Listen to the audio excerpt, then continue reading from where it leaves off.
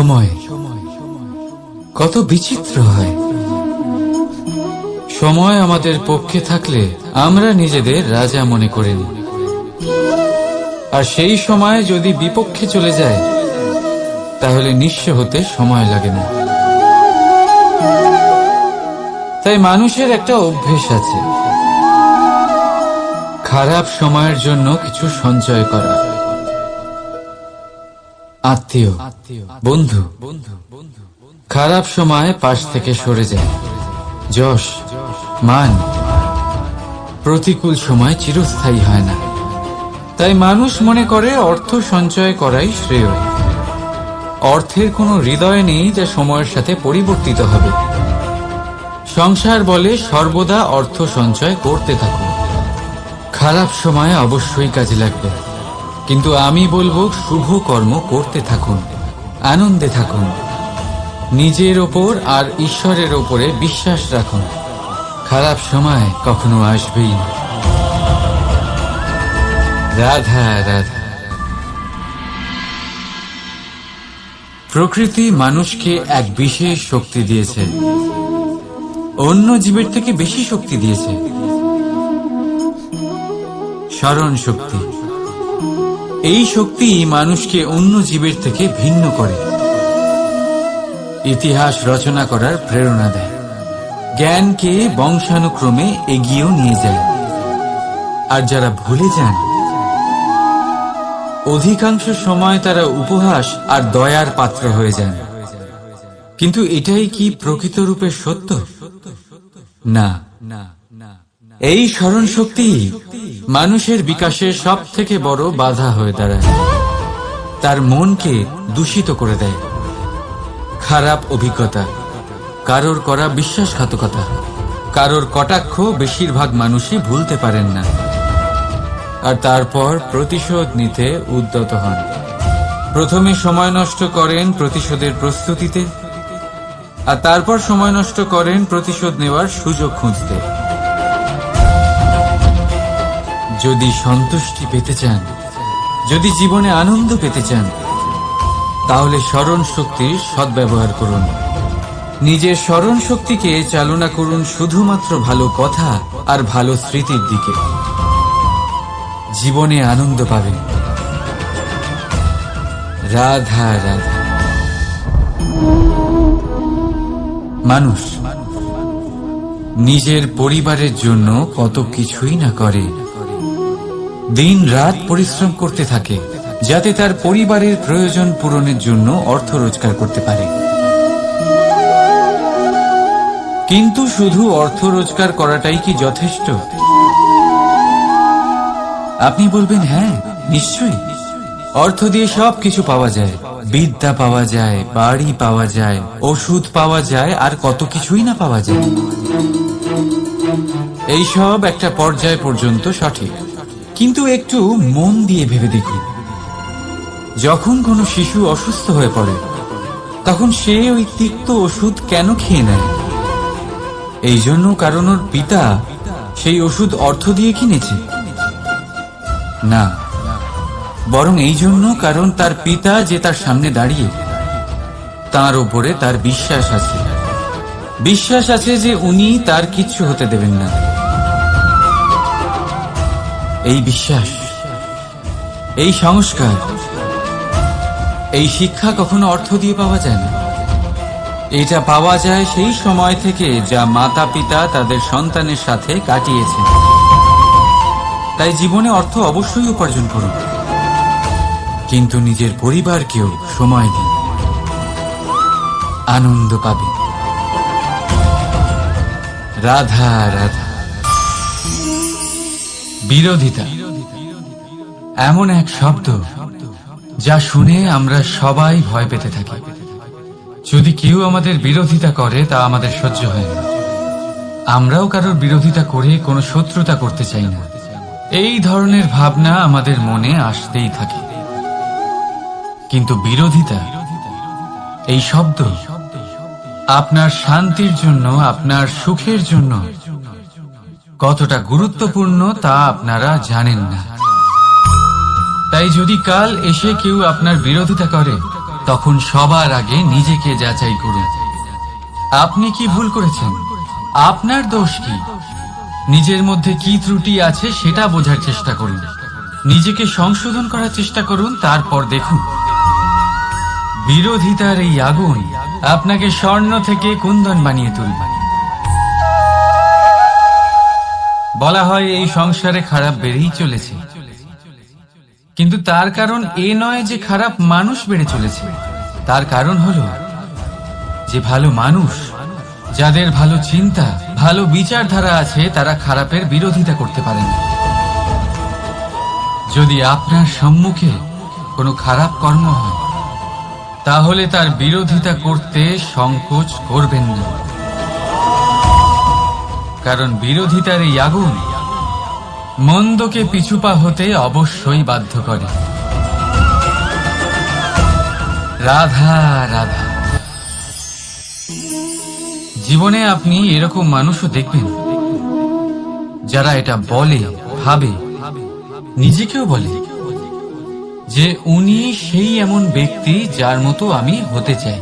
ঠিক আছে, কারোর থেকে প্রেরণা নেওয়াটা কোনো ভুল নয়, কিন্তু কখনো কখনো এই প্রেরণা গুরুত্বহীন হয়ে যায়, আর আমরা শুরু করে দিই সেই ব্যক্তিকে নকল করতে। এখানেই থেমে যায় আমাদের উন্নতি। এবারে দেখুন, সংসারে শত কোটি রঙের ফুল আছে, কিন্তু এটা করবেন না। সময়কে ব্যবহার করুন নিজের অস্তিত্ব নির্মাণ করার জন্য,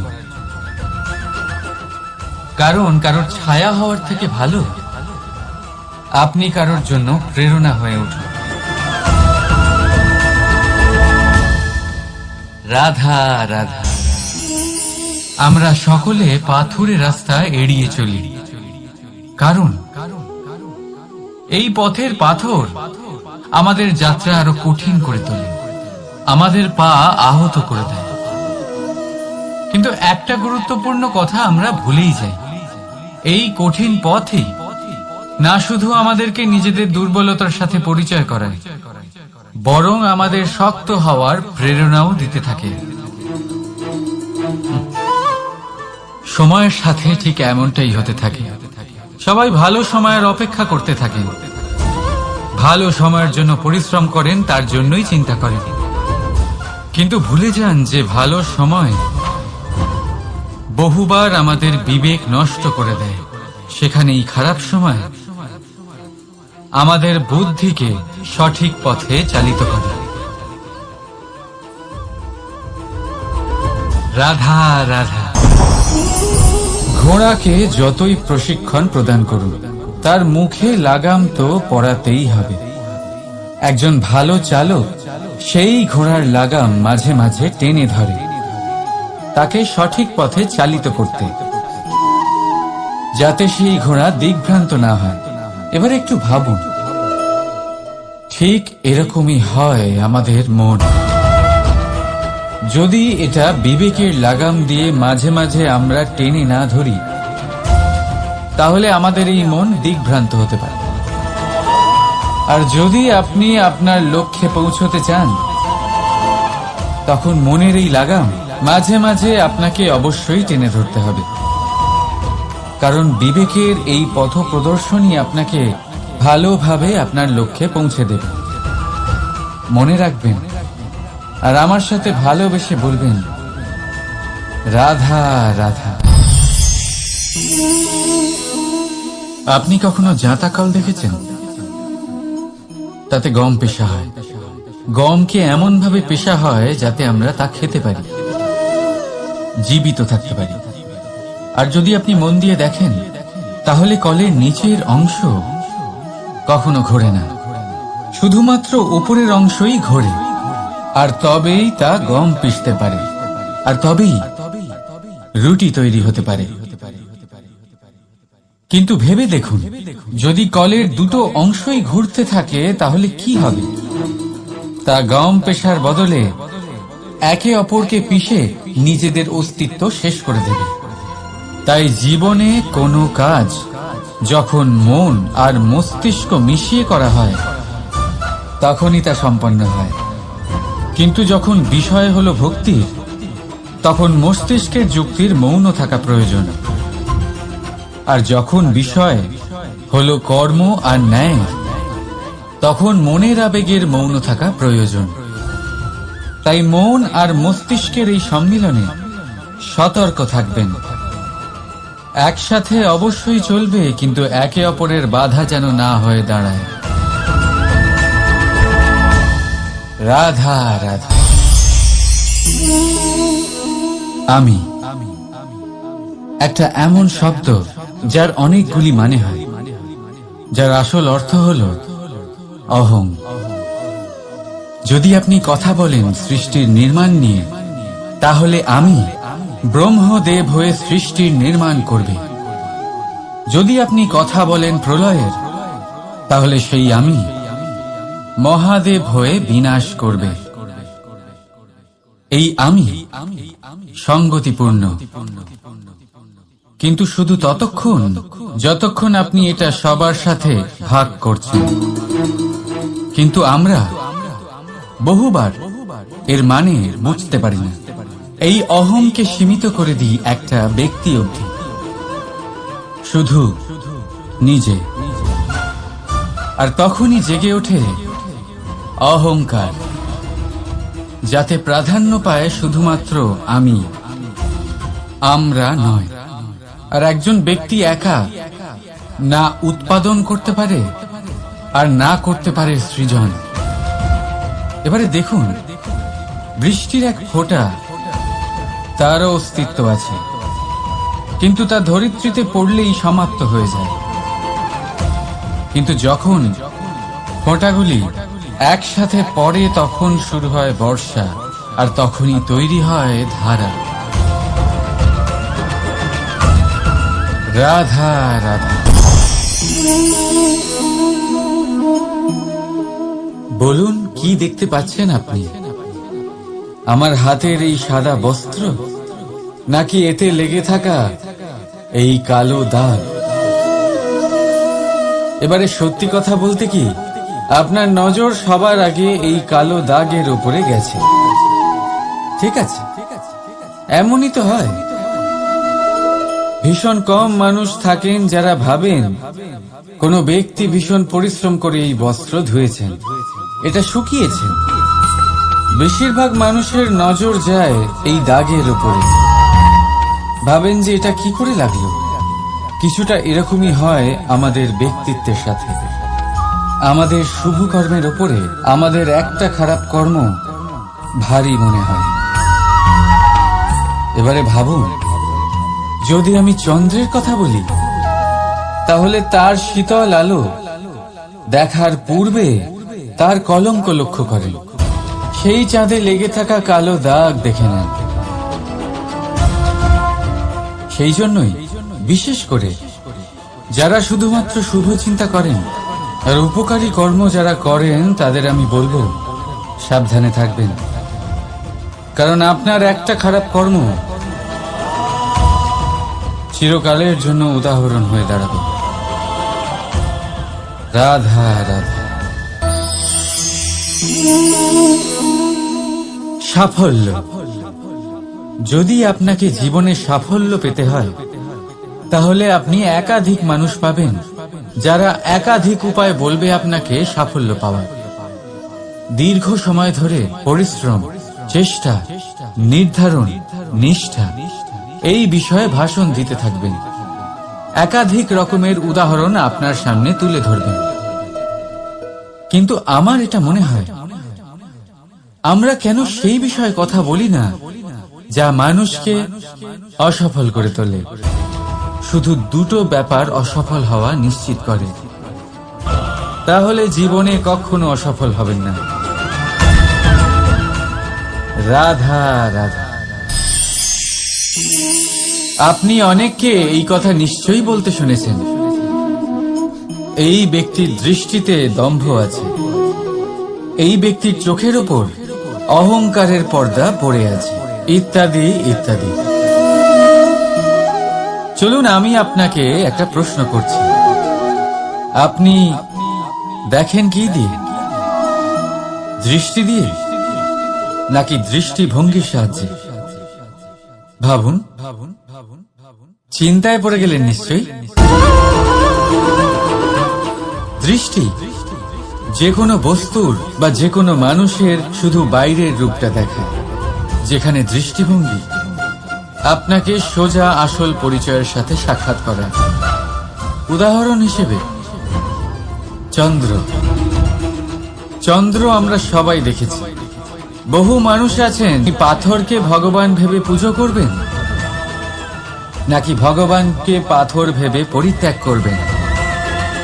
সিদ্ধান্ত আপনার, কিন্তু এই সিদ্ধান্ত নির্ভর করে আপনার দৃষ্টিভঙ্গির ওপর।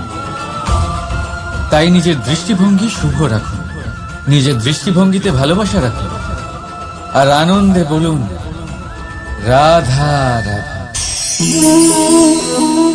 বড় বড় রাজমহলে বড় বড় ইমারতের চূড়া কত সুন্দর হয়, কিন্তু আপনি কি কখনো এই বিষয়ে ভেবেছেন যে এই সুন্দর চূড়ায় পৌঁছতে গেলে আপনাকে পৃথিবীতে পা ফেলতেই হবে?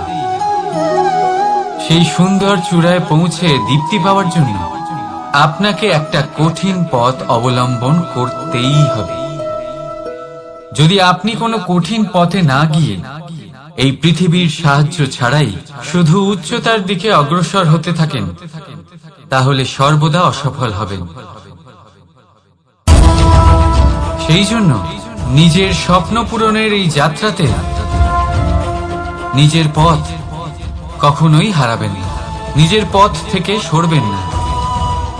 যদি এমন করেন, তাহলে তো আপনার স্বপ্ন পূরণ হবেই না, তার সাথে আপনি নিজের পথও হারাবেন। রাধা রাধা।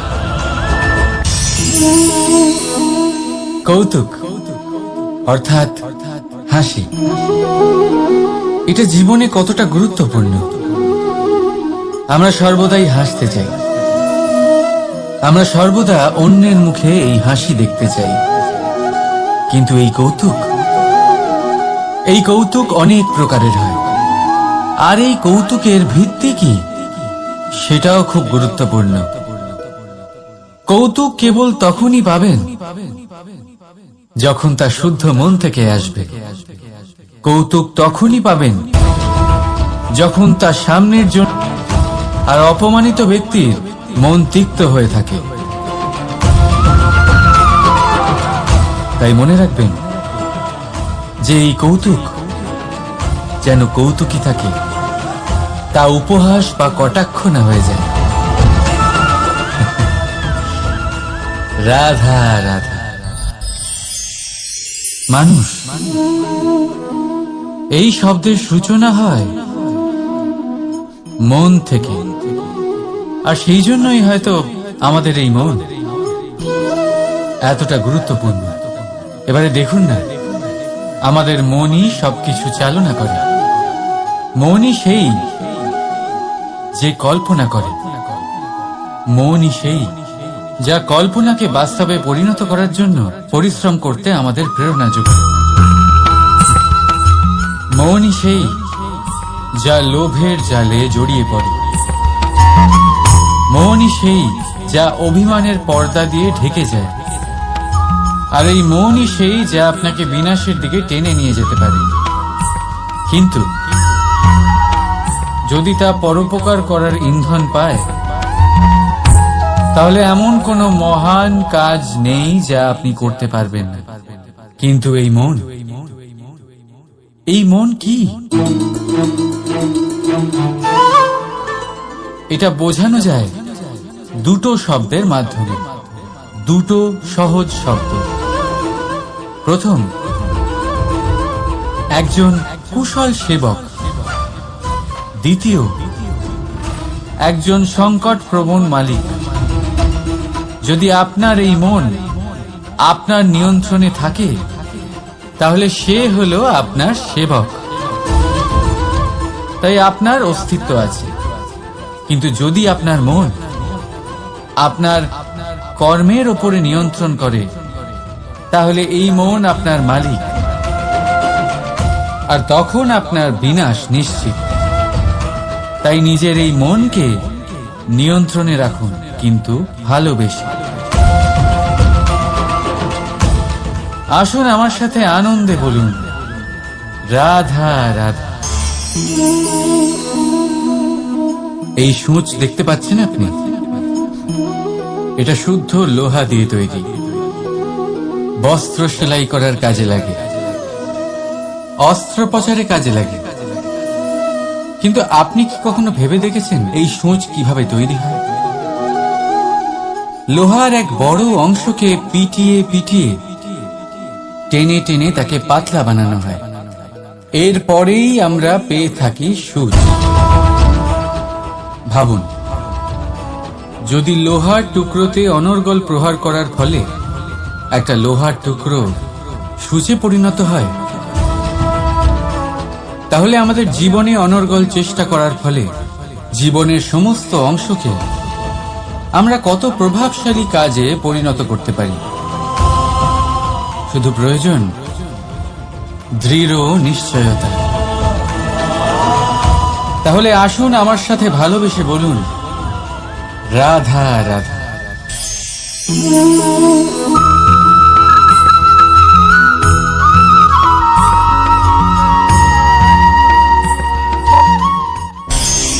জীবনে যখন আমরা কোনো পরিস্থিতির সম্মুখীন হই, তখন আমাদের সামনে দুটো পথ থাকে। তাদের মধ্যে কোনো একটা নির্বাচন আমাদের করে নিতে হবে, এই মনে করে নিতে হবে। নির্বাচন এই সংসারের সবথেকে গুরুত্বপূর্ণ বিষয়। একটা নির্বাচন আপনার বর্তমান বদলে দিতে পারে, আপনার ভবিষ্যৎ বদলাতে পারে, আগামী প্রজন্মের জন্য ইতিহাস রচনা করতে পারে। একটা নির্বাচন। এবার দেখুন, যে পরিস্থিতি আপনার সামনে আছে, আপনাকে সেই পরিস্থিতির সম্মুখীন হতেই হবে, সেই কষ্ট সহ্য করতেই হবে, সেই মতোই কাজ করতে হবে। শুধু এই বিষয়টা নির্বাচন করতে হবে যে এই পরিস্থিতির সম্মুখীন হওয়ার সময় আমি কি দুর্বল হয়ে থাকব নাকি আমি শক্তিশালী হয়ে থাকব। এই নির্বাচন এই মনের মধ্যে করতে হবে। আর এই নির্বাচন হলো সব থেকে বেশি গুরুত্বপূর্ণ নির্বাচন। যদি নিজের মনকে শক্তিশালী করে তুলে সেই পরিস্থিতির সম্মুখীন হন, তাহলে কিছুই আপনাকে বাধা দিতে পারবে না। পূর্ণ নিষ্ঠার সাথে, সাহসের সাথে এই মনকে শক্তিশালী করে তুলুন। তাহলে কোনো সংকট আপনাকে না বাধা দিতে পারবে, না ভাঙতে পারবে। আপনি নিজে সাফল্যের শিখরে পৌঁছতে পারবেন, আর এই মন প্রসন্ন হয়ে বলবে, রাধা রাধা। জীবনের সব থেকে বেশি মূল্যবান বস্তু কি? ধন, স্বর্ণ, মাণিক্য, আভূষণ? না, এই সব কিছু মিলিয়েও সময়ের এক মুহূর্তের সামনে মলিন হয়ে পড়ে। এক মুহূর্ত যা এক দরিদ্রকে রাজা করতে পারে, যা এক রাজাকেও দরিদ্র করতে পারে। একটি মুহূর্ত যা আপনার আত্মবিশ্বাসকে পর্বতের শিখরে পৌঁছে দিতে পারে। একটি মুহূর্ত যা আপনার অস্তিত্বকে গভীর সাগরে বিলীন করে দিতে পারে। একটি মুহূর্তের খেলা।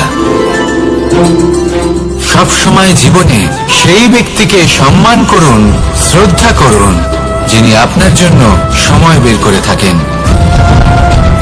সবসময় সেই ব্যক্তির প্রতি নিষ্ঠাবান থাকুন, যেই ব্যক্তি খারাপ সময় আপনার পাশে দাঁড়িয়ে থাকে। এই সময় সব থেকে বেশি মূল্যবান। আসুন আমার সাথে ভালোবেসে বলুন, রাধা রাধা। প্রজাপতি দেখেছেন? কি সুন্দর হয়, তাই না? এই প্রজাপতি, ওদের দিকে তাকালে নিজের অজান্তেই নিজের মুখে হাসি ফুটে ওঠে। কিন্তু এই প্রজাপতি জন্ম থেকেই এমন দেখতে হয় না। জন্ম থেকে এদের কাছে ডানা থাকে না, এরা উড়তেও পারে না। যখন একটি প্রজাপতি জন্ম নেয়, তখন প্রথমে ডিম অবস্থায় থাকে সে। আস্তে আস্তে সেই কবচ সে ভেঙে ফেলে, খুব পরিশ্রম করতে হয় তাকে। তারপর কীটের আকার ধারণ করে সে চলতে থাকে। অনেক কষ্ট সহ্য করতে হয়, অনেক পরিশ্রম করতে হয়। তারপর তার রূপ বদলে যায়, তারপরে তার ডানা গজায়, তারপরে সে উড়তে পারে। এই নিরন্তর পরিশ্রমই সাফল্যের মূল মন্ত্র হয়। কখনো কখনো প্রতিভাও কম পড়ে যায় যদি নিরন্তর পরিশ্রম না করা হয়, যদি সমর্পণের ভাব মনে না থাকে, দৃঢ় নিষ্ঠা না থাকে।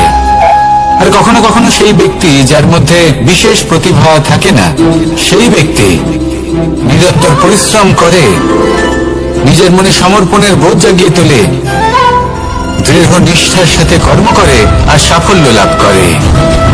সেই জন্য আপনি জীবনে যেখানেই পৌঁছে যান না কেন, নিরন্তর পরিশ্রম করতে থাকুন। তবেই আপনার ভবিষ্যৎ রঙিন প্রজাপতির মতন গগনচুম্বী হবে। তবেই এই সংসার আপনাকে দেখবে এবং নিজের অজান্তেই এই সংসার নিজের মুখে হাসি ফুটিয়ে তুলবে এবং এই সংসার আমার সাথে ভালোবেসে বলবে, রাধা রাধা। পুরাণে আমরা দেখেছি যে মাতা পিতা কতটা মহান হতে পারেন, কিভাবে শ্রী গণেশ নিজের মাতা পিতাকে পরিক্রমণ করলেন এবং পরম পূজনীয় হয়ে উঠলেন।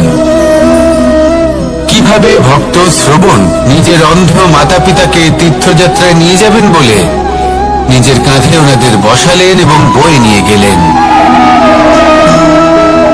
এরকম অনেক অমূল্য শিক্ষা আমরা লাভ করে থাকি পুরাণ থেকে। কিন্তু এসব কথা হলো পুরাণের কথা। কথা বলা যাক আমাদের জীবন নিয়ে। আমাদের এই জীবনে আমাদের মাতা পিতা কেন আমাদের কাছে এতটা অমূল্য? কেন আমরা ওনাদের এতটা ভালোবাসি?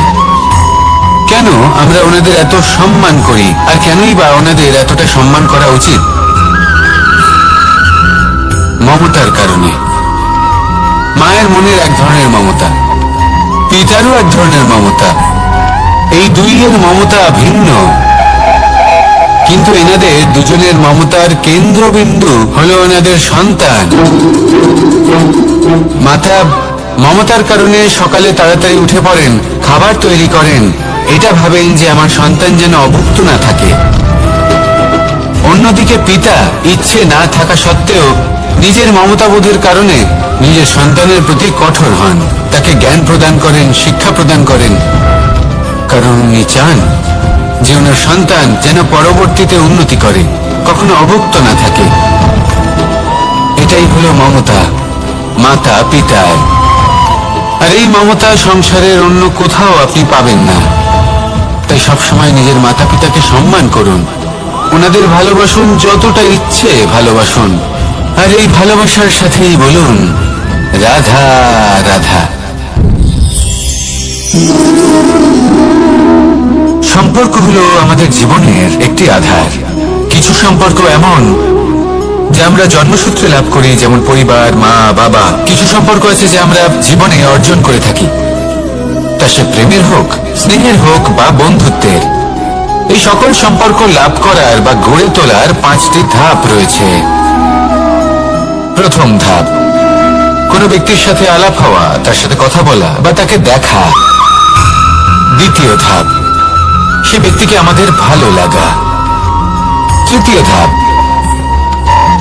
আমাদের এটা চাইতে শুরু করা যে জীবনে এই ব্যক্তি যেন আমাদের বন্ধু হন, আমাদের জীবনে থাকেন, বা আমাদের কাউকে ভালোবেসে ফেলা। আর এটা আমাদের ভাবা বা চাওয়া যে সেই ব্যক্তি যেন আজীবন আমার সাথে থাকেন, আমার জীবনে আমার সাথী হয়ে। চতুর্থ ধাপ, লাভ করা। এবার এই ধাপটি অনেক মানুষের পক্ষেই খুবই সরল হয়, বড়ই সরল ভাবে নিজেদের সঙ্গীকে লাভ করে থাকেন। কিছু মানুষের জন্য এই ধাপ অত্যন্ত কঠিন হয়ে থাকে। অনেক প্রতিকূল পরিস্থিতির উপর জয়লাভ করে তারা সঙ্গীকে লাভ করেন, কিন্তু লাভ অবশ্যই করেন। এরপরে আসে পঞ্চম, অন্তিম এবং সব থেকে গুরুত্বপূর্ণ ধাপ। সেটা হলো সেই সম্পর্ক পালন করা। এটা হলো এমন এক বিষয় যা প্রত্যেক মানুষের শেখা উচিত। যদি ব্যক্তি নিজের জীবনে সম্পর্ক রক্ষা করতে শিখে যান, তবে প্রত্যেক সম্পর্ক তার জীবনকে স্বর্গ করে তুলবে। আসুন আর আমার সাথে ভালোবেসে বলুন, রাধা রাধা।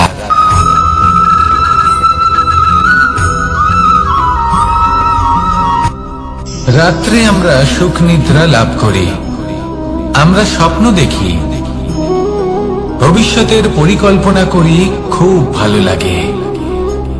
সকালে যখন চোখ খুলি, নিদ্রা ভঙ্গ হয়, স্বপ্ন সেইখানেই ভেঙে যায়। আর তারপর আমরা আমাদের রোজকার জীবন যাপন করি।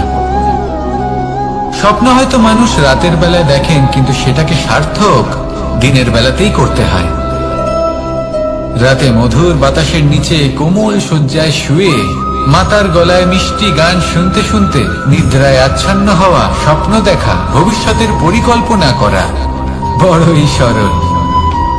কিন্তু সকালবেলায় সময় মতো উঠে সূর্যের তাপ সহ্য করে, সেই উষ্ণতা সহ্য করে সর্বাঙ্গ ঘেমে গিয়ে নিজের পথ খুঁজে বের করা, সেই পথে অগ্রসর হওয়া, বাধা বিপত্তি এসবের সম্মুখীন হওয়া আর তারপর লক্ষ্য লাভ করা, এগুলো কঠিন কাজ।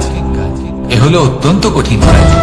যদি আপনি চান যে স্বপ্ন আপনি দেখেছেন তা সত্যি হোক, তাহলে দিনের বেলায় আপনাকে বেরিয়ে কর্ম করতেই হবে, পরিশ্রম করতেই হবে। মনের এই চক্ষু দিয়ে স্বপ্ন দেখা সম্ভব, কিন্তু যদি আপনি বুঝতে পারেন যে এই স্বপ্নই হলো আপনার লক্ষ্য, তাহলে তাকে সার্থক করতে শুধুমাত্র পরিশ্রম দ্বারাই করতে হবে। তাহলে পরিশ্রম করুন আর আমার সাথে ভালোবেসে বলুন, রাধা রাধা।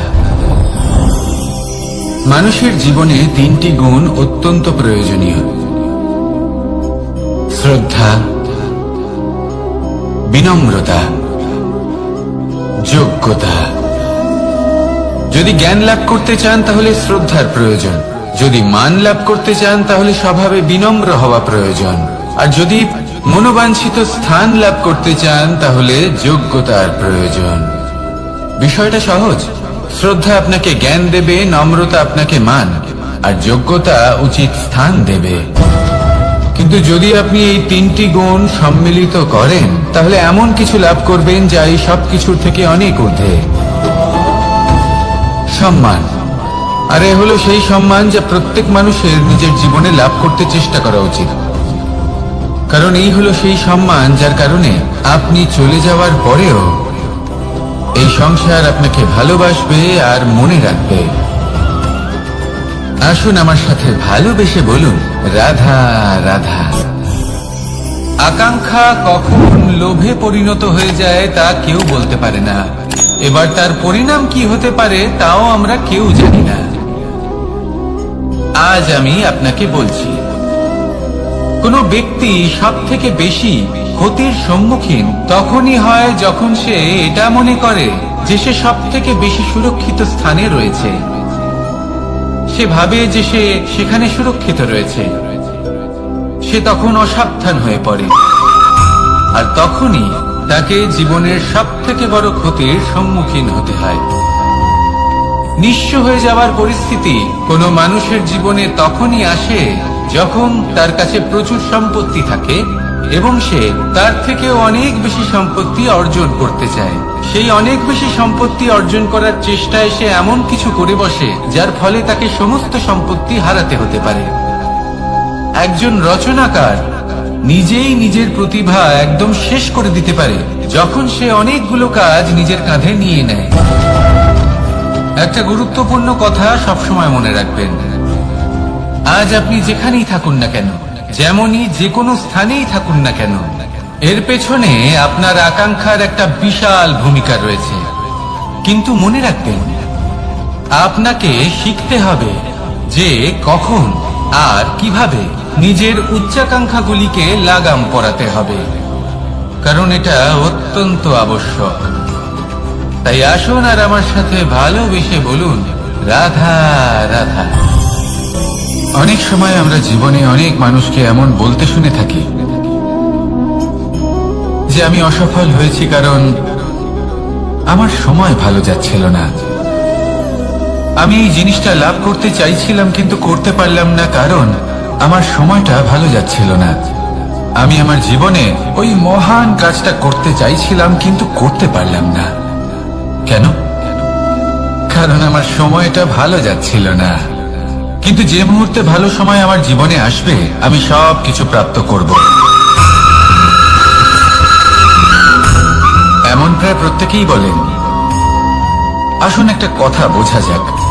একজন মালিকে দেখুন, সে প্রত্যেক দিন গাছের সেবা করে, তাকে জল দেয়, তার যত্ন আত্তি করে। কেন প্রত্যেক দিন সেই গাছ ফল দেয় না? সঠিক সময় এলে তবেই সেই গাছ ফল দেয়, কিন্তু প্রত্যেক দিন মালি তার সেবা করে, তাকে যত্ন করে। শুধুমাত্র তখন করে না যখন সেই গাছ ফল দিতে সক্ষম। আর যদি মালি গাছের যত্ন প্রতিদিন না করে, তাহলে হয়তো সেই গাছ ফল দিতেই পারবে না। এটাই হলো আমাদের জন্য একটা শিক্ষা। যখন সময় আমাদের জন্য অপেক্ষা করে না, তখন আপনি সময়ের জন্য কেন অপেক্ষা করছেন? ভালো সময়ের জন্য অপেক্ষা করবেন না। ভালো এবং শুভ কর্ম দ্বারা ভালো সময়কে নিজের কাছে টেনে আনুন। নিরন্তর কর্ম করুন, পরিশ্রম করতে থাকুন। শুভ সময় আপনা থেকেই আপনার কাছে আসবে। আসুন আমার সাথে ভালোবেসে বলুন, রাধা রাধা। মানুষের এই সংসারে জীবনযাপন করার জন্য কিছু জিনিসের প্রয়োজন পড়ে। এমন কিছু আবেগ, এমন কিছু বস্তু আছে যেগুলো তার প্রয়োজন হয়।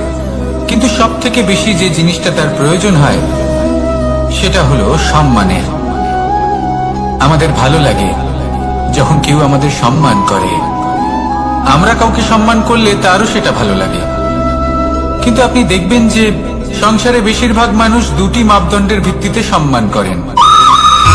হয় বয়স দেখে করেন বা উপার্জন দেখে, অর্থাৎ সেই ব্যক্তি কতটা উপার্জন করেন। এবার ভেবে দেখুন, এটা আবশ্যক নয় কারোর বয়স যদি বেশি হয় তার বুদ্ধিও ততটাই বেশি হবে। আবশ্যক এটাও নয় যে কোনো ব্যক্তি যদি অত্যন্ত ধনী হন বা তার মনও নির্মল হবে বা তিনি সৎকর্ম করবেন বা এমন কোনো কর্ম করবেন যাতে উনি সম্মান লাভ করতে পারেন। হতে পারে উনি ধনী কিন্তু দুশ্চরিত্র। সেই জন্য বয়স বা উপার্জন দেখে কোনো ব্যক্তিকে সম্মান করবেন না। কর্ম দেখুন। যদি গভীরভাবে ভেবে দেখেন তাহলে দেখবেন যদি কোনো মানুষ কোনো সৎকর্ম করেন তাহলে তার প্রতি হৃদয় থেকে সম্মান জাগ্রত হয়। এটাই হলো সেই সম্মান যা অর্জন করতে হবে। বয়স আজ আছে, কাল আরো বৃদ্ধি পাবে। উপার্জন আজ আছে, কাল সেটা কমে যেতেও পারে। কিন্তু যদি আপনি নিরন্তর শুভকর্ম করতে থাকেন তাহলে আপনি মৃত্যুর পরেও অমর হয়ে থাকবেন। আসুন আমার সাথে ভালোবেসে বলুন, রাধা রাধা। পাপ এবং পুণ্য, এই দুই হলো সংসারের এমন দুই বিন্দু যাকে কেন্দ্র করে এই সংসারের চক্র ঘুরতে থাকে। আমরা যদি কোনো কর্ম বিচার করি, হয় পুণ্য নয় পাপের দৃষ্টিভঙ্গি দিয়ে, এটা হয় পুণ্য না হলে পাপ। কিন্তু এই পাপ এবং পুণ্য এই দুই নির্ভর করে প্রত্যেক মানুষের উপর, তার চিন্তাধারা, তার পরিস্থিতির উপর। ধরুন এমন একজন মানুষ যিনি অনেক দিন ধরে বনে পথ হারিয়েছেন, অনেক দিন হয়তো উনি কোনো খাবার খাননি। এবার এমন পরিস্থিতি চলে এসছে যে এবার যদি উনি খাবার না খান তাহলে হয়তো জীবিতই থাকবেন না। আর এমন অবস্থায় ওনার সামনে যদি কোনো প্রাণী আসে তাহলে তাকে শিকার করা, এটা কিন্তু তার কাছে পাপ নয়। এটা তো জীবিত থাকার একমাত্র উপায়। এটা তার কাছে পুণ্য সম। আর যদি আমি এমন একজন ব্যক্তির কথা বলি যিনি সরল, যিনি একটি সুখী, শান্ত, সুরক্ষিত জীবনযাপন করছেন, তার কাছে কিন্তু এটা পাপ। এইরকমই এই সংসারে ভিন্ন ভিন্ন পরিভাষা আছে পাপ এবং পুণ্যের। তার মধ্যে যদি আমি আপনাকে একটি সরল পরিভাষা দিই, সেটা হলো জীবনে যখনই কোনো কর্ম করবেন সেটা নিয়ে একটু ভেবে দেখুন যে এই যে কাজটা আমি করছি তার ফলে এই যে অন্য মানুষেরা আছেন এই সংসারে তারা কি দুঃখ পাবেন? যদি তারা দুঃখ পান তাহলে সেটা পাপ। যদি আপনি এমন কোনো কর্ম করেন যার ফলে অন্যরা প্রসন্নতা লাভ করেন, তাদের মুখে হাসি ফুটে ওঠে, যদি তারা প্রেরিত হন, জীবনে সামনে এগোতে পারেন, তাদের বিকাশ হয়, তাহলে এটা হলো পুণ্য। তাই জীবনে সবসময় পুণ্য করতে থাকুন আর আমার সাথে ভালোবেসে বলুন, রাধা রাধা। বনস্পতি ফলনের জন্য আমাদের কিসের প্রয়োজন পড়ে? একটু ধরিত্রীর, একটু পরিশ্রমের আর একটা বীজের। এবার যদি মানুষের কথা বলি তাহলে এখানে ধরিত্রী হলো মানুষের এই জীবন, যেখানে মানুষ নিজের ইচ্ছের ফল ফুল ফলন করতে চায়। পরিশ্রম হলো আমাদের কর্ম, আর বীজ হলো আমাদের নির্বাচন। আমাদের বেছে নিতে হবে যে আমরা কি বপন করব, আম নাকি ফণি মনসা? এর মধ্যে আমরা কি পেতে চাই? রসালো ফলের ফলন চাই নাকি কাঁটার ফলন চাই, তা আমাদের উপর নির্ভরশীল। কিন্তু একটা কথা ঠিক, লক্ষ্য যেমনই হোক না কেন, জীবন যেমনই হোক না কেন, যদি আপনি লক্ষ্যের দিকে এগোতে থাকেন তাহলে কর্মের সাথে খামখেয়ালি আচরণ করতে পারবেন না। যদি আপনি এমন করেন তাহলে এটা আপনাকে একটা অনুচিত লক্ষ্যে পৌঁছে দেবে, সেটা কিন্তু নিশ্চিত। সবসময় এটা মনে রাখবেন, কর্মের সাথে খামখেয়ালি হবেন অর্থাৎ কর্মফলও আপনার সাথে খামখেয়ালি হবে। তাহলে নিষ্ঠার সাথে কর্ম করতে থাকুন আর নিজের লক্ষ্যকে প্রাপ্ত করুন। আর আমার সাথে ভালোবেসে বলুন, রাধা রাধা। অগ্নি চতুর্থ তত্ত্ব, সব থেকে বেশি গুরুত্বপূর্ণ কিন্তু তার থেকেও বেশি ভয়াবহ। কখনো অগ্নিকে নিয়ন্ত্রিত রূপে উনুনে জ্বলতে দেখেছেন? এই অগ্নি আমাদের খাবার বানাতে সাহায্য করে, যা আমাদের শক্তি প্রদান করে। কিন্তু এই অগ্নি যখন বিচলিত হয়ে, অনিয়ন্ত্রিত হয়ে কোন বনের আগুন হয়ে ওঠে, তখন মহা বিনাশ ঘটে যায়। আপনারই অন্তরের ঊর্জা হলো এই অগ্নি। এটা আপনার শক্তিও, আপনার ক্রোধ। একে ব্যবহার কিভাবে করবেন তা আপনারই হাতে। যদি কোনো ব্যক্তি নিজের অন্তরের এই ঊর্জাকে ব্যবহার করেন শক্তির রূপে, তাহলে সে বিকাশ ঘটাতে পারে, নির্মাণ ঘটাতে পারে। কিন্তু যদি কোনো ব্যক্তি তার অন্তরের ঊর্জাকে বিধ্বংসী অস্ত্র বানিয়ে ফেলেন, তাহলে নিশ্চিত রূপে মহা বিনাশ ঘটতে পারে, যাতে বিনাশ তারও অবশ্যই হবে। অনেক বছর পূর্বে এমনই এক আগুনের দ্বারা এই সুন্দর পৃথিবীর নির্মাণ হয়েছিল। আর অনেক বছর পূর্বে এমন এক আগুনেই সমস্ত জীব এবং সংসার বিলুপ্ত হয়ে গেছিল। এবার আপনি আপনার অন্তরের ঊর্জা দ্বারা বিনাশ ঘটাতে চান নাকি নির্মাণ ঘটাতে চান, সেই সিদ্ধান্ত আপনারই। আসুন আমার সাথে ভালোবেসে বলুন, রাধা রাধা। কখনো কখনো এমন হয়, আমরা আমাদের বাড়ির উঠোনে বীজ বপন করি আর তা বিকশিত হয় একটা সুন্দর বৃক্ষে। তার শাখাগুলি প্রতিবেশীর বাড়ি পর্যন্ত পৌঁছায়। ফলের বর্ষণ প্রতিবেশীর বাড়িতেও হয়ে থাকে। আর আমরা ভাবি গাছ আমরা উৎপন্ন করব আর ফল খাবেন আপনারা। এই কেমন কথা হলো? আপনাকে এই কথা বুঝতে হবে যে এসব হলো ভৌতিক বস্তু, সাংসারিক বস্তু। কখনো নিজের বাড়ির বাগানে ভালোবাসার গাছ বপন করে দেখুন, তার শাখাও প্রতিবেশীর বাড়ি পর্যন্ত পৌঁছবে, ফলের বর্ষণ সেখানেও হবে। কিন্তু সেই ফল চাইতে আপনাকে যেতে হবে না, সেই ফল দ্বিগুণ মাত্রায় আবার আপনার কাছেই ফিরে আসবে। তাই নিজের বাড়িতে আর নিজের মনে ভালোবাসার গাছ উৎপন্ন করুন। এই জীবন প্রসন্ন হয়ে বলবে, রাধা রাধা। অ দিয়ে অন্ত, আ দিয়ে আরম্ভ, এই দুইয়েরই রাশি সমান। যদি আপনি মন দিয়ে দেখেন তবে দেখবেন এদের সম্পর্ক খুবই নিবিড়। কিভাবে? যখন কোনো কিছু শুরু হয় এটা নিশ্চিত হয়ে যায় যে তা সমাপ্তও হবে। আরম্ভই যদি না হয় তা সমাপ্তও হবে না। যা আরম্ভ হয়েছে তার সমাপ্তি হলো অবশ্যম্ভাবী। এটাই হলো প্রকৃতির নিয়ম, একে এড়ানো যায় না। এবার এই কথা আমরা সকলে জানি। এবার মানুষ কি ভাবে যে সমাপ্তির পরে কি হতে পারে, এর উত্তর তাদের কাছে নেই। তাদের উচিত অন্য কোনো বিষয় ভাবা যা বেশি গুরুত্বপূর্ণ।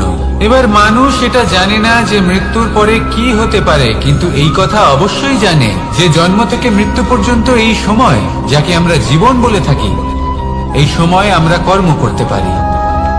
এই কথা তো আমরা জানি।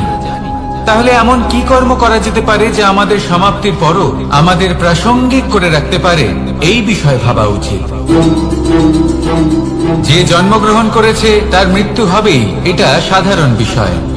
কিন্তু ইতিহাস আজও সেই সকল মানুষজনকে স্মরণ করেন যাদের এই সংসার তাদের মৃত্যু নয়, বরং তাদের জীবনকালে যে কর্ম তারা করেছেন তার দ্বারা মনে রাখেন।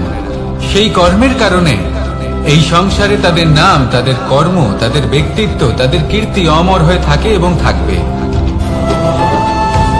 আপনার কাছে এতটা সময় নেই যতটা আপনার মনে হচ্ছে আপনার কাছে আছে। সেই জন্য যত শীঘ্র সম্ভব শ্রেষ্ঠ কর্ম করুন, যতটা পারবেন ততটা অধিক সুকর্ম করুন। এই সংসারে নিজেকে অমর করে তুলুন আপনার মৃত্যুর পরেও। আর আমার সাথে ভালোবেসে বলুন, রাধা রাধা। ওমা, এ কি? আমি কখন থেকে এখানে অপেক্ষা করছি, হাত পেতে দাঁড়িয়ে রয়েছি যাতে একটা ফল আমার হাতে এসে পড়ে এবং সেটা আমি খেতে পারি। কখন থেকে অপেক্ষা করছি, কিন্তু সেটা হচ্ছেই না। এবার আপনি বলবেন যে এসব কি বলছি, এ কি অদ্ভুত কথা বলছি। যদি ফল খেতে হয় তাহলে আমাকে বৃক্ষে চড়তে হবে, ফলের কাছে পৌঁছতে হবে, তবেই তো ফল পাবো। এবারে এটা অত্যন্ত সহজ ব্যাপার, কিন্তু এই বিষয়টা আপনি নিজের জীবনের প্রসঙ্গে ভেবে দেখুন। লক্ষ্য কোথায় আছে আপনি জানেন, সেই লক্ষ্যে পৌঁছানোর পথ কি সেটাও আপনি জানেন, সেই পথে চলার ক্ষমতাও আপনার রয়েছে, কিন্তু তাও আপনি নিজের লক্ষ্য লাভ করতে পারছেন না। কেন? কারণ আপনি অপেক্ষা করছেন যে লক্ষ্য আপনার সামনে চলে আসবে, কিন্তু তা হয় না। লক্ষ্য সে যাই হোক না কেন, ধন হোক, প্রেম হোক, কোনো সম্মান হোক বা মোক্ষ হোক, যদি আপনি তার দিকে অগ্রসর না হন তাহলে ফল প্রাপ্তি অসম্ভব ব্যাপার, তা কোনোদিনই হবে না। সেই জন্য আপনার চোখের সামনে আপনি যদি নিজের লক্ষ্যকে দেখতে পান তাহলে উঠুন এবং সেই দিকে অগ্রসর হতে শুরু করুন। নিজের অন্তরের সকল অশুভ গুণ দূর করুন, অলসতা ত্যাগ করুন, অজ্ঞানতা ত্যাগ করে দিন এবং চলতে থাকুন। অবশ্যই মনোবাঞ্ছিত ফল লাভ করতে পারবেন। মনে রাখবেন, চলতে থাকলে তবেই লক্ষ্য প্রাপ্তি হবে। অপেক্ষার দ্বারা শুধুমাত্র মৃত্যু লাভ হবে। আসুন আমার সাথে ভালোবেসে বলুন, রাধা রাধা। পাখি কখন জন্ম নেয়, কখন উড়তে শেখে, কখন বাসা বানাতে শেখে, কখন নিজের মৃত্যু লাভ করে, এসব আমাদের মধ্যে কেউ জানি না। কিন্তু পাখি একটা কথা খুব ভালো করে জানে, যে এই সংসারে যা কিছুই করুক না কেন, এই সংসারের ওকে নিয়ে কিচ্ছু যায় আসে না। এবার আমরা কি করি? কোনো কাজ করার আগে আমরা এটা ভাবি যে এই সংসার যদি আমাকে দেখে ফেলে তাহলে কে জানে এই সংসার কি ভাববে, আমার প্রতিচ্ছবি কেমন তৈরি হবে কে জানে, কে জানে কি হবে আদি ইত্যাদি। এই সব ভাবনায় আমরা মগ্ন হয়ে যাই। কিছুটা এমন ভাবে মগ্ন হই যে বর্তমানের কর্মের এই জীবনের যাত্রাপথে সেই সময়ের আনন্দ উপভোগ করতে ভুলে যাই। এবার দেখুন একটা পাখি কি করে, ওর কর্ম হলো গান গেয়ে চলা। ওই পাখি গেয়ে চলে, কেউ ওর গান শুনুক বা না শুনুক, কেউ আদৌ শুনছে কিনা সেই বিষয়টা নিয়ে সেই পাখির কিছুই যায় আসে না। সেই পাখি নিজের কর্ম করতে থাকে। হয়তো সেই জন্যই আপনি কখনো কোনো পাখিকে কাঁদতে দেখবেন না। এরকমই আপনাকে নিজেকে গড়ে তুলতে হবে। প্রথমে নিজেকে জিজ্ঞেস করুন, এই যে কর্ম আমি করতে চলেছি সেটা কি উচিত? যদি আপনার মনে হয় সেটা উচিত তাহলে সেটা প্রমাণ করুন। এটা ভাববেন না যে এই সংসার কি ভাববে। আসুন আর আমার সাথে ভালোবেসে বলুন, বনের মধ্যে যদি আপনি কোনো বিষাক্ত সাপ দেখেন তাহলে কি করবেন? আপনি তখনই তার থেকে দূরে পালাতে চেষ্টা করবেন। আর এটা কেন করবেন? নিজের রক্ষার্থে। এই কথা আমি নয় মেনে নিলাম, কিন্তু নিজের জীবনে এটা করেন না কেন? আপনি যেখানেই যান, যে স্থানেই যান না কেন, প্রত্যেক সময়ে প্রত্যেক মুহূর্তে এমন বিষাক্ত সাপ আপনি অবশ্যই খুঁজে পাবেন। আর সেই সাপ নয় যাদের আপনি বনে খুঁজে পাবেন, এরা হলো সেই সাপ যা আপনাকে পাপ করতে বাধ্য করবে। আপনার অন্তরের বাসনা, ক্রোধ, অহংকার, লোভ, ঈর্ষা এদের বৃদ্ধি ঘটাবে। দেখুন, বনের এই সাপ আপনাকে একবার ছেড়ে দিতেও পারে, ছোবল নাও মারতে পারে, কিন্তু এই যে পাপরূপী সাপ আছে তা অবশ্যই ছোবল মারবে। কর্ম যদি করেন তাহলে অবশ্যই ফল পাবেন। সেই জন্য যখনই কোথাও যাবেন, যদি এমন কাউকে দেখেন, যদি এমন কিছু দেখেন যে আপনাকে পাপ করতে বাধ্য করছে, তাহলে সেই মুহূর্তে সেখান থেকে পালিয়ে যান। যেমন বনের সাপ দেখে আপনি পালাতে থাকেন। সৎকর্মের রক্ষা অত্যন্ত আবশ্যক। আসুন আর আমার সাথে ভালোবেসে বলুন, রাধা রাধা। যদি কোনো সিংহ বানরের মতো গাছে চড়তে চেষ্টা করে তাহলে কি হবে? একটা মাছ যদি মাটিতে হাঁটতে চেষ্টা করে তাহলে কি হবে? তারা বিফলই হবে। কিন্তু এরকম কেন হয়? তার কারণ হলো প্রকৃতির রচনা কিছুটা এরকম। এখানে প্রত্যেকটি ব্যক্তিকে, প্রত্যেকটি প্রাণীকে আলাদা আলাদা গুণের অধিকারী করা হয়েছে এবং সকলকে একটা সীমাও প্রদান করা হয়েছে। এবার এই যে বৃক্ষ, পশু, পাখি, এদের মধ্যে সেই ক্ষমতাই নেই যে এরা নিজেদের যাচাই করতে পারবে, নিজেদের সীমাগুলো বুঝতে পারবে, নিজেদের সদ্গুণগুলো চিনতে পারবে। এরা সেটা করতে পারবে না। কিন্তু মানুষ তো আলাদা। মানুষের কাছে সেই বিশেষ শক্তি আছে যে তারা পূর্ণরূপে নিজেদের যাচাই করতে পারবে, নিজেকে পূর্ণরূপে বুঝতে পারবে, নিজের দোষ, নিজের অপগুণ, নিজের সদ্গুণ, নিজেদের সীমাগুলো তারা বুঝতে পারবে। আর এটা অত্যন্ত গুরুত্বপূর্ণ। কথায় আছে যে যদি সাফল্য লাভ করতে হয় তাহলে নিজেকে যাচাই করে নিতে হবে। তাই নিজেকে যাচাই করুন, নিজের সাথে পরিচিত হয়ে যান এবং জীবনে কর্ম করতে থাকুন। সাফল্যের শিখরে অবশ্যই পৌঁছে যাবেন। আর ওখানে যদি যান তাহলে এই মন প্রসন্ন হয়ে অবশ্যই বলবে, রাধা রাধা। অন্ধকারাচ্ছন্ন রাত্রি যদি এসে থাকে তাহলে আলোকিত প্রকাশ নিয়ে সূর্যও অবশ্যই আসে। রোগ যদি এসে থাকে তাহলে তার ওষুধও অবশ্যই আসে। সমস্যা যদি আসে তাহলে সেই সমস্যার সমাধানও নিজে থেকেই আমাদের কাছে চলেই আসে। এই সংসার, এই জীবনের শুধুমাত্র একটাই নিয়ম আছে, আর তা হলো এটাই, এই সংসার হলো একটা চক্রের মতো। এতে শাশ্বত বলে কিছু নেই, নিত্য বলে কিছু নেই। আর যা কিছুই রয়েছে সব বদলাতে চলেছে। যদি আপনার জীবনে দুঃখ থাকে, সমস্যা থাকে, যদি আপনি বিপদ দ্বারা আচ্ছন্ন, তাহলে মনে রাখবেন সবকিছু বদলে যেতে চলেছে।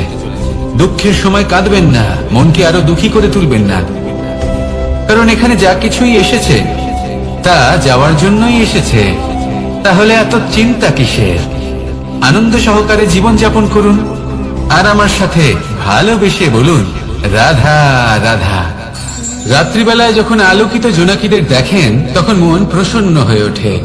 এদের দেখতে খুবই সুন্দর লাগে। আর এমন ঠিক কেন হয়? প্রথম হলো এটাই যে রাতের বেলায় চতুর্দিক অন্ধকারাচ্ছন্ন থাকে। এমত অবস্থায় যদি আমরা কোথাও একটু প্রকাশ দেখি তাহলে সেটাই আশার কিরণের ন্যায় মনে হয়। সেই প্রকাশই আমাদের মন প্রসন্ন করে তোলে। আর সেই জন্য যে সকল মানুষ রাতের বেলায় কোনো জোনাকি দেখতে পান তারা প্রসন্ন হয়ে যান। এবার কখনো কখনো জীবনে আমাদের মনে হয় যে চতুর্দিকে শুধুমাত্র অন্ধকারই হয়ে আছে। প্রত্যেকেরই তা কখনো মনে হয়। আর তখনই আমাদের নিরাশ হলে চলবে না, আমাদের দুঃখী হলে চলবে না। সেই সময় আমাদের খুঁজতে হবে নিজেদের আশেপাশে, চতুর্দিকে, আর কোথাও না কোথাও আমরা প্রকাশ অবশ্যই দেখতে পাবো। আশার একটা কিরণ অবশ্যই দেখতে পাবো। কেউ এমন একটা কর্ম করেন যেটা দেখে আমরা প্রেরিত হয়ে যাই। আর এমন কোন কর্ম যদি আপনারা করেন তাহলে সেই কর্ম আপনার মনকে প্রসন্ন ভাব, আনন্দ এবং ভালোবাসা দ্বারা ভরিয়ে তুলবে। আপনার অন্তরে সেই অন্ধকারের অন্ত করবে, দুঃখেরও অন্ত করবে। আর এই মন প্রসন্ন ভাব নিয়ে বলবে, রাধা রাধা। মনুষ্য জীবনের সব থেকে বেশি গুরুত্বপূর্ণ বিষয় হল মনের একাগ্রতা। এই সংসারের যে কটি মহান কার্য সম্পাদন হয়েছে তা হল মনের এই একাগ্রতার একমাত্র ফল।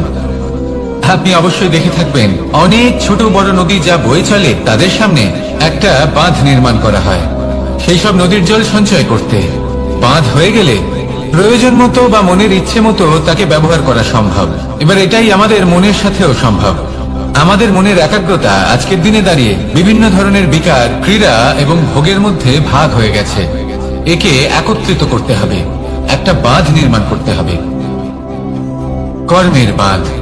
আপনাকে শুধু এটাই করতে হবে, যেটা উচিত কর্ম সেটাই করুন, যেটা অনুচিত কর্ম সেটা করা থেকে নিজেকে বিরত রাখুন। ব্যাস, এই কাজটাই আপনি করতে থাকুন, করতে থাকুন। মনের মধ্যে একাগ্রতার বাঁধ নির্মাণ করুন। আর একবার যদি তা নির্মাণ হয়ে যায় তাহলে যখন চাইবেন, যেখানে চাইবেন, যতটা চাইবেন একাগ্রতা প্রয়োগ করতে পারবেন। আর একবার যদি আপনি এটা শিখে যান তাহলে এই সংসারকে বদলে ফেলার মতো কাজ আপনি করতে পারবেন, সমাজকে শুধরাবার মতো কাজ করতে পারবেন।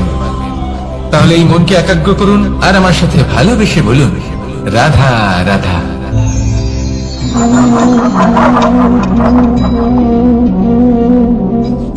কোন ব্যক্তিকে নিশ্চয়ই দেখেছেন যিনি নিজে কাঠ কাটার এই কাজে নিপুণ এবং অভিজ্ঞ। এবার আপনারা দেখবেন যে তার মনোযোগ সমস্ত কাঠের ওপর থাকে না, তার মনোযোগ থাকে শুধুমাত্র একটা কাঠের ছোট্ট একটি অংশের উপর, যেখান থেকে তার টুকরো করা হচ্ছে। কিন্তু সেটা উনি কেন করেন? যদি এটা উনি না করেন তাহলে সেই কাঠ সঠিক পদ্ধতি এবং তাড়াতাড়ি কাটা যাবে না। জীবনেও তাই হয়ে থাকে।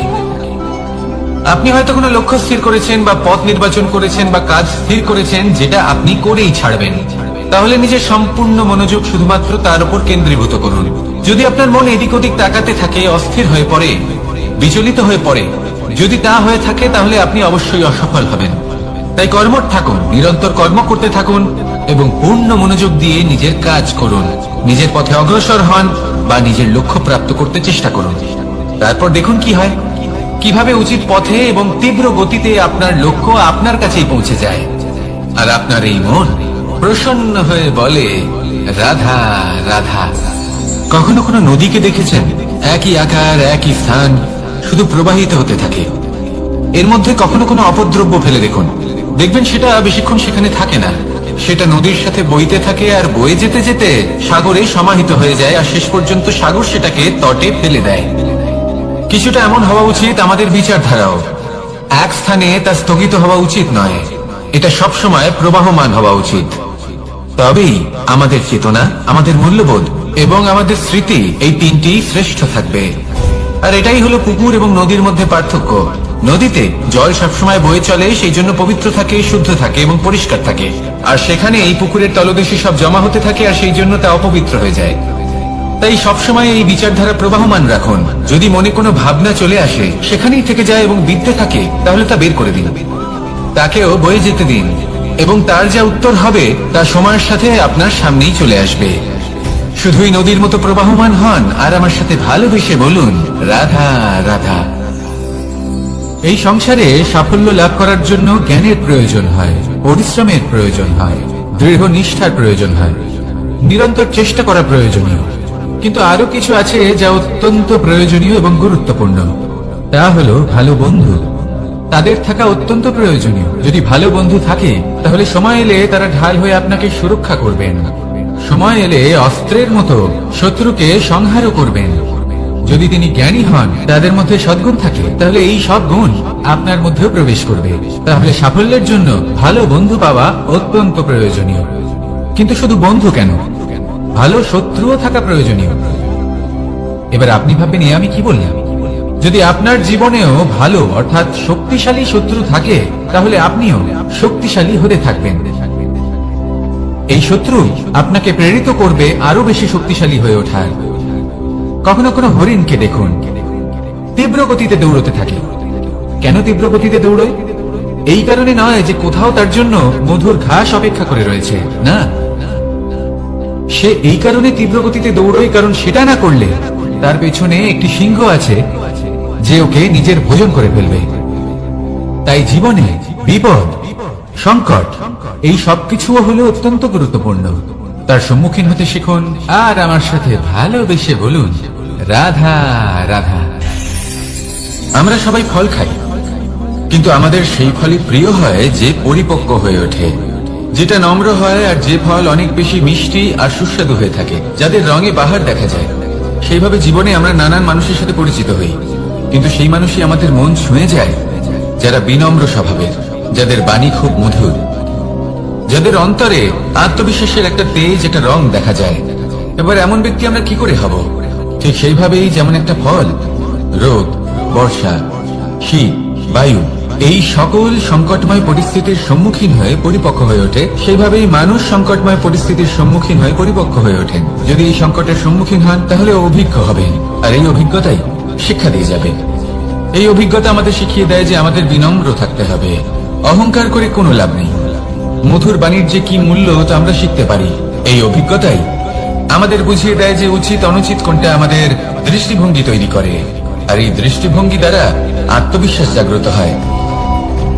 সেই জন্য জীবনে কখনো বিপদ থেকে দূরে পালাবেন না, সেগুলোর সম্মুখীন হন, অভিজ্ঞতা লাভ করুন, তার থেকে শিক্ষা লাভ করুন, এইভাবেই পরিপক্ক হবেন।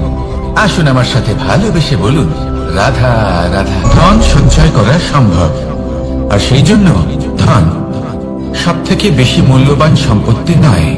এবার আপনি বলবেন, আমি কি বলছি? এই ধন খুব মূল্যবান, আমরা সকলে অর্জন করতে ব্যস্ত। সেটা এই কারণে কারণ আপনারা জানেন না এই সংসারের সব থেকে বেশি মূল্যবান সম্পত্তি কি। এ হলো সেই সম্পত্তি যা কখনো সঞ্চয় করা সম্ভব নয়। আপনার কাছে যতই ধন থাকুক তা দিয়ে আপনি স্বাস্থ্য লাভ করতে পারেন, বাড়ি কিনতে পারেন, আদি ইত্যাদি, কিন্তু আপনি যতই ধনী হন না কেন ফেলে আসা দিনের একটা মুহূর্ত আপনি লাভ করতে পারবেন না। এই একটা মুহূর্ত, এই সময়, এটাই হলো সংসারের সব থেকে মূল্যবান সম্পত্তি। একবার চলে গেলে তা কখনোই ফিরে আসে না। আর এই মুহূর্ত যতই চলে যাক না কেন, আমরা স্মৃতির মাধ্যমে সেগুলি যাপন করতে পারি, তার আনন্দ উপভোগ করতে পারি। আর যার সাথে আমরা সময় অতিবাহিত করেছি তার স্মৃতিতে আমরা চিরকাল জীবিত থাকতে পারি। সেই জন্য সময় সব থেকে মূল্যবান সম্পত্তি, তাকে এইভাবে নষ্ট করবেন না। প্রত্যেকটা মুহূর্ত উপভোগ করুন, আনন্দ করুন, আর ভালোবেসে বলুন রাধা রাধা। কনক, কি সুন্দর একটা শব্দ। এর অনেকগুলো রূপ রয়েছে, অনেকগুলো অর্থ রয়েছে। প্রথম অর্থ হলো স্বর্ণ, অর্থাৎ সম্পত্তি। দ্বিতীয় অর্থ ধুতুরা, অর্থাৎ গাছের ছোট একটা বীজ, যা কিনা অত্যন্ত শক্তিশালী হয়। যদি বেশি মাত্রায় এর প্রয়োগ করা হয় তাহলে এটা বিষময় হয়ে উঠতে পারে। এই হলো সেই ধুতুরা যার প্রয়োগ মহাদেবের পুজোতে করা হয়। এবার প্রশ্ন হলো এটাই যে এই স্বর্ণ এবং এই ধুতুরার মধ্যে মিল কি রয়েছে।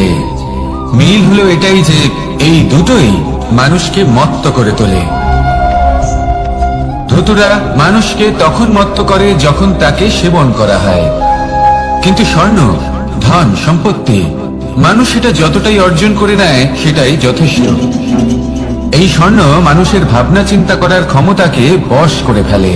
মানুষ সম্পত্তির লোভে মত্ত হয়ে ওঠে, কারণ যে যত চমৎকারী, যতটা অমূল্য হয় তাকে সামলানো কিন্তু ততটাই কঠিন, তাই না? তাই মনে রাখবেন, ধন, স্বর্ণ, সম্পত্তি এগুলো ধুতুরার থেকেও অনেক বেশি বিষাক্ত হতে পারে। তাই এর উপর আত্মসংযমের একটা কবচ পরিয়ে রাখবেন এবং বিবেকের শক্তির সাথে এগুলো প্রয়োগ করুন, তবেই কল্যাণ হবে। আসুন আমার সাথে ভালোবেসে বলুন রাধা রাধা। আমার কাছে যশোদা মা যেমন, আমার কাছে দেবকী মা যেমন, আমার কাছে ঠিক তেমনই হলেন গোমাতা। এবার ভেবে দেখার বিষয় হলো এটা যে এই সংসারে অসংখ্য প্রাণী আছে, একজন গাইকে একজন মায়ের মর্যাদা কেন দেওয়া হয়? তাহলে এর অনেকগুলো কারণ আছে। এই গাই অর্থাৎ গোমাতা, এনারা হলেন অত্যন্ত শান্ত, শান্তি প্রিয়, কখনো কারোর কোনো ক্ষতি করতেই পারেন না। গোমাতা যে দুধ নিজের বাছুরকে পান করান সেই দুধই আমাদেরও দেন। সেই দুধ পান করে আমরা শক্তি লাভ করি। এই দুধ থেকে আমরা মাখন, ঘি, পায়েস এইসব সুস্বাদু খাবার লাভ করি। গোমাতার গোবর আমাদের জ্বালানি হিসেবে সাহায্য করে, যার ফলে খুব কম সংখ্যক কাঠ ব্যবহার করা যায় এবং বেশিরভাগ জঙ্গল সুরক্ষিত থাকে। গোমাতার গোমূত্র, সেটাও আমাদের কাছে লাভজনক। এর দ্বারা আমরা অনেক রোগ থেকে মুক্তি লাভ করতে পারি। গোমাতা যখন একটি বাছুরকে জন্ম দেন তখন সেই বড় হয়ে আমাদের ক্ষেত কর্ষণ করে। সেই জন্য গাইকেও জীবনে মায়ের মর্যাদা দেবেন। যতটা সম্ভব তাকে সেবা করুন এবং ভালোবেসে তাকে পালন করুন। এই মন নিজে থেকেই প্রসন্ন হয়ে বলবে রাধা রাধা। মধু কারই না পছন্দ বলুন তো? অত্যন্ত সুস্বাদু হয় এই মধু, মিষ্টি খেতে হয় এবং তা শক্তিও প্রদান করে। এবং প্রত্যেকটি মিষ্টি পদার্থের মতোই এতেও খুব তাড়াতাড়ি পিঁপড়ে ধরে যায়। অন্যদিকে যদি নুনকে দেখি তাহলে বছরের পর বছর রাখলেও এতে পিঁপড়ে ধরে না। এবার যদি কথা বলি বন্ধুত্বের, তাহলে বন্ধুত্ব নুনের মতো হওয়া উচিত, মধুর মতো নয়। যারা সামনে এলে শুধুমাত্র মধুর মধুর কথা বলবে, পরে এতে পিঁপড়ে ধরে যাবে, এটা নুনের মতো হওয়া উচিত। প্রকৃত বন্ধু হলো সে যে সময় এলে পরে আপনার সামনে আপনার প্রকৃত সত্য তুলে ধরবে, তা সে যতই কঠিন হোক না কেন। আপনার দোষ, আপনার অপগুণ, আপনার খামতি আপনাকে বলতে পারবে, যাতে আপনি সেগুলো শুনে মেনে নিয়ে তারপর নিজেকে শুধরোতে পারেন। এটাই হলো প্রকৃত বন্ধুত্ব। কখনো নিজের জীবনের আশেপাশে মন দিয়ে দেখবেন, অনেক সময় এমন মানুষ থাকেন, অনেক বন্ধু থাকেন যাদের দেখে আমাদের মনে হয় যে এনারা খুব কঠোর, এনাদের কথা খুব কটু, কিন্তু বেশিরভাগ এমন মানুষের মনটা যদি বুঝতে পারেন তাহলে দেখবেন তাতে কোনো মালিন্য নেই। এনাদের মন অত্যন্ত পবিত্র হয়। যদি আপনার জীবনেও এমন কোনো ব্যক্তি থেকে থাকে, এমন বন্ধু থাকে, তাহলে তাদের আগলে রাখুন আর আমার সাথে ভালোবেসে বলুন, রাধা রাধা। যতক্ষণ আমরা এই সংসারে জীবিত ততক্ষণ আমাদের সাথে সবকিছু থাকে। আমাদের ধন, সুখ স্বাচ্ছন্দ্য, আমাদের মিত্রগণ, আমাদের পরিবার, এই সমাজ, এই সবকিছু আমাদের সাথে থাকে। যেদিন আমরা এই সংসারকে ত্যাগ করব, এদের মধ্যে কেউ আমাদের সাথে যাবে না। না ধন, না স্বাচ্ছন্দ্য, না সম্পত্তি। এই সকল মানুষ, এই সমাজ, এরা শুধুমাত্রই শ্মশান পর্যন্ত আমাদের সাথে থাকতে পারবেন। তারপরে যদি আমাদের সাথে কিছু যেতে পারে তাহলে তা শুধুই আমাদের ধর্ম। আর এই সংসারে আমরা নিজেদের যে সুনাম রেখে যাই সেটা সম্ভব শুধুমাত্র কর্মের দ্বারা। সেই জন্য সংসারে যতদিন পর্যন্ত জীবিত আছেন, যদি কিছু অর্জন করতে চান তাহলে ধর্ম অর্জন করুন, ধর্মের বিষয়ে স্পষ্টতা অর্জন করুন এবং কর্ম অর্জন করুন। এটাই হবে আপনার অতীত এবং এটাই হবে আপনার ভবিষ্যৎ, এবং এটাই সকলকে প্রেরণা প্রদান করবে। আসুন আমার সাথে ভালোবেসে বলুন, রাধা রাধা। এই পরিবার হলো আমাদের জীবনের একটা অমূল্য সম্পদ, অমূল্য এক আশ্রয়, যা এই সংসারে হয়তো কোথাও আপনি পাবেন না। তাই একে আগলে রাখুন। পরিবার সেই গাছ। আসুন আমার সাথে ভালোবেসে বলুন, কার সেই গাছ। আসুন আমার সাথে ভালোবেসে বলুন, রাধা রাধা। অনেক সময় আমরা জীবনে অনেক মানুষকে এমন বলতে শুনে থাকি যে আমি অসফল হয়েছি কারণ আমার সময় ভালো যাচ্ছিল না। আমি এই জিনিসটা লাভ করতে চাইছিলাম কিন্তু করতে পারলাম না কারণ আমার সময়টা ভালো যাচ্ছিল না। আমি আমার জীবনে ওই মহান কাজটা করতে চাইছিলাম কিন্তু করতে পারলাম না। কেন? কারণ আমার সময়টা ভালো যাচ্ছিল না। কিন্তু যে মুহূর্তে ভালো সময় আমার জীবনে আসবে, আমি সব কিছু প্রাপ্ত করব। এমন প্রায় প্রত্যেকেই বলেন। আসুন একটা কথা বোঝা যাক। একজন মালিকে দেখুন, সে প্রত্যেক দিন গাছের সেবা করে, তাকে জল দেয়, তার যত্ন আত্তি করে। কেন? প্রত্যেক দিন সেই গাছ ফল দেয় না। সঠিক সময় এলে তবেই সেই গাছ ফল দেয়, কিন্তু প্রত্যেক দিন মালি তার সেবা করে, তাকে যত্ন করে। শুধুমাত্র তখন করে না যখন সেই গাছ ফল দিতে সক্ষম।